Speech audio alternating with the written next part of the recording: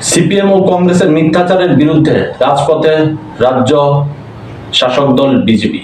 কংগ্রেস এবং সিপিআইএমের মিথ্যাচার ও ষড়যন্ত্রের মাধ্যমে রাজ্যে অশান্তি পরিবেশ সৃষ্টি করা সহ চক্রান্তের বিরুদ্ধে আগরতলা রাজপথে প্রতিবাদ মিছিল করল ভারতীয় জনতা পার্টি দলের পক্ষ থেকে।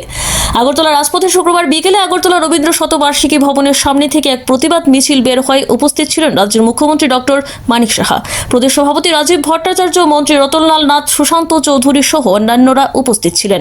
এই মিছিলটি রবীন্দ্র শতবার্ষিকী ভবনের সামনে থেকে শুরু হয় এবং আগরতলা শহর পরিক্রমা করে। তার জবাবে সবাই এসছে আমাদের কার্যকর্তারা, এবং এই কারণে আজকে এই আমাদের র্যালি, যে বিরোধীরা যে নানা রকম কথা বলছে তাদের বিরুদ্ধে আজকে গর্জে উঠেছে সব, এবং সমস্ত শুধু বেশি না কিন্তু আমাদের আশপাশের লোকরাই খালি এসছে।